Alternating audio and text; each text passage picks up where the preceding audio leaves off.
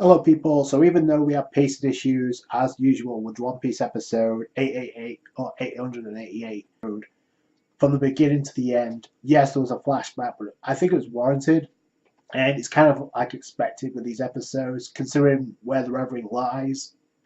It's just a bad time for the Reverie. Good time to be a fan of the Wano arc and of course One Piece film Stampede because that's the problem. It's a double-edged sword. The Reverie is going to suffer due to patient issues.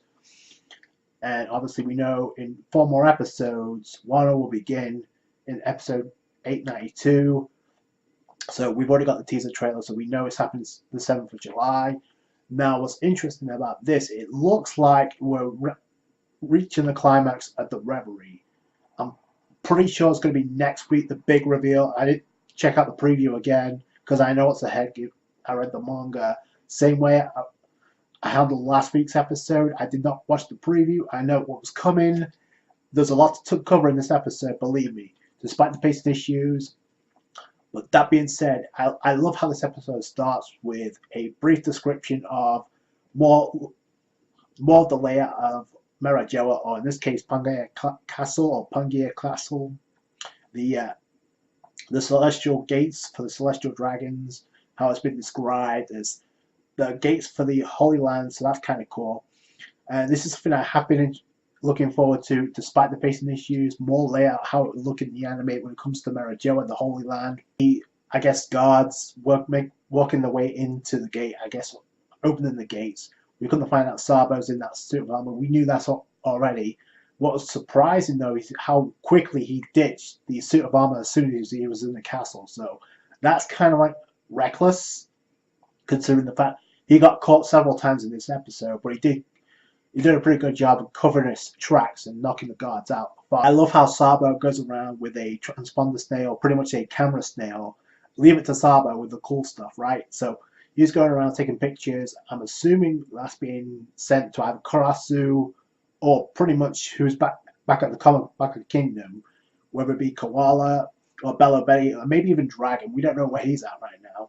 The last time we saw Kamabaka Kingdom, we didn't see even Koff there. We didn't see Dragon, so I'm wondering are they at Marajoa alongside Sabo, Molly, and Karasu? Because that's going to be interesting, especially now. It's like all hell's breaking loose. So he was able to outwit the guards. And I've got to say, the security on Marajoa sucks ass. There's one point where one of the guards, I believe, says, well, we should tighten up our security forces. Really? Maybe you should think about getting surveillance cameras or something. I don't know. But it kind of reminds me of Luffy in the Marine Filler arc, where he's like stalking that one Marine where he's able to bypass him without him being spotted, and he's doing that. That's what it reminds me of Sabo, easily bypassing the security. And meanwhile, we go outside to where Rebecca and Shirahoshi is being patched up by Manchari, which is kind of cool. And Rebecca kind of points out the smallest princess in the world is helping the biggest princess in the world. Although this seems the only importance is we come to find out that we get to see fan favorite character Pell, and I say that with sarcasm. The guy survived new, obviously because of Charlo's meddling, and I guess CP0 dipped. So, and we get to find out Moscard, or I guess the Celestial Dragon that helped out Shirahoshi, and he's indebted to Queen Otohime, and he's kind of like conversing with I guess King Neptune, and he's like, I'm going to make sure no matter what happens, Shirahoshi's going to be saved. Nothing bad's going to happen to her, which kind of like foreshadows what I've been thinking, that she may end up getting captured by the end of the Reverie, or at least when we go back to the Reverie. How he turned out to be a good celestial dragon, and it's not really uncommon because number one is he's from the Don Quixote family, and we know Corazon and Doflamingo's dad was also a pretty decent celestial dragon, even before he dipped the Holy Land because he didn't want to live that life. So, and ultimately it costed Doflamingo and the rest of his family dearly. I wouldn't know if it's like too convenient to keep the princess safe by a celestial dragon, because it's pretty much foreshadowing a war with a 10-year beat.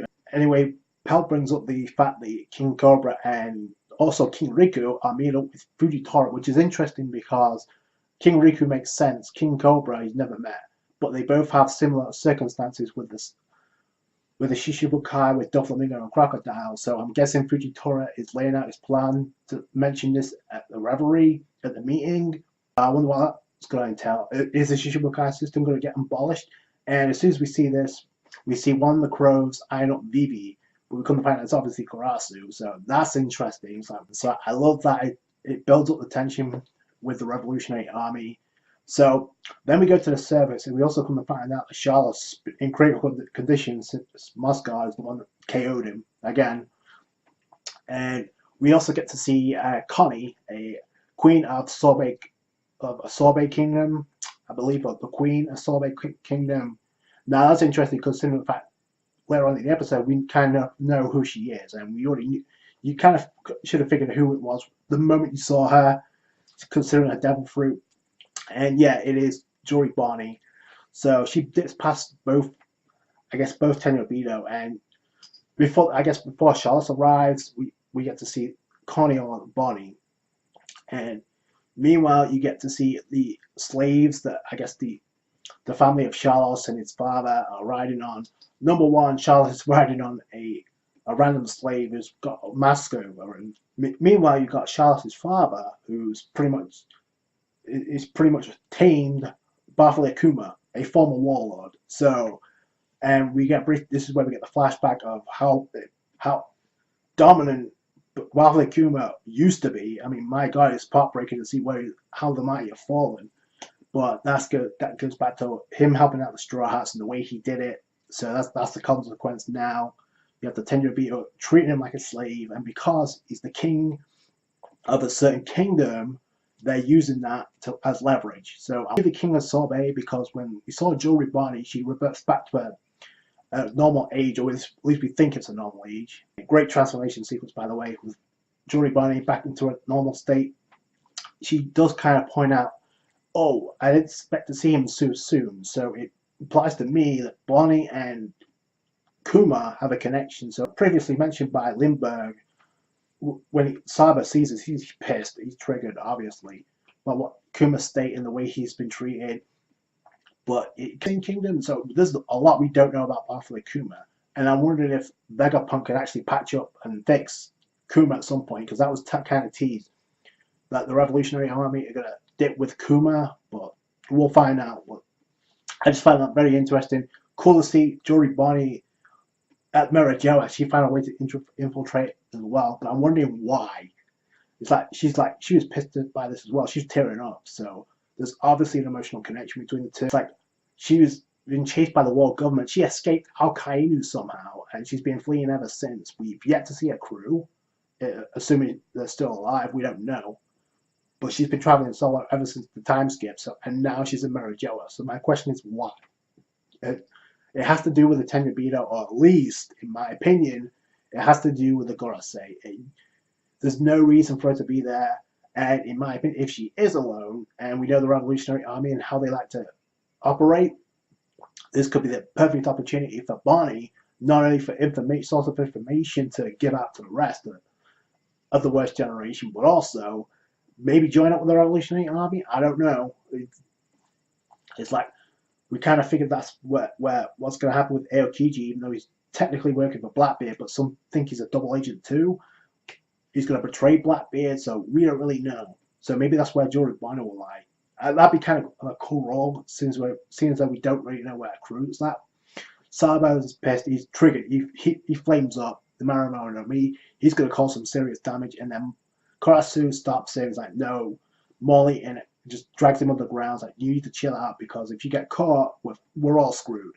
So he's obviously got a connection with Kuma, and there's one flashback where he's actually smiling, and we get, like I said, we get the brief description of what happened with him in the Straw Hats and how that's intertwined. And it is heartbreaking to see how he's fallen, considering how he's introduced in such a badass way. I remember when this chapter came out, somebody was really passionate about this, commented on the video. They're a big Kuma fan, and to see him in the state, yeah, it was kind of heartbreaking. And Saba's reaction, totally justified. I don't know what's going to happen with Kuma now, but we'll have to wait and see. and it ends with the Revolutionary Army with a declaration of war, and Saber pretty much stating, if we can't fail. If we do, we either survive or we die. So it's a full-on war with the Celestial Dragons now. So we have to find out where Dragon's at right now. Is he going to show up? We saw Shanks show up in the previous episode, warning them about certain pirates. So I wonder if it's Blackbeard, Luffy, maybe something to do with Dragon. I don't know. But there's a lot of mysterious stuff about Shanks. How did he end up in Marajoa to begin with? We get these answers to these questions sooner rather than later.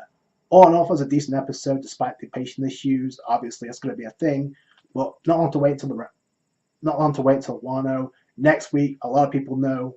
If you read the manga, you know what goes down. So I can't wait for that. That's going to do it for today, guys. Thank you guys so much for watching. Like this review if you did. Subscribe to the channel for more One Piece. Catch you guys later. Thanks, guys. Bye.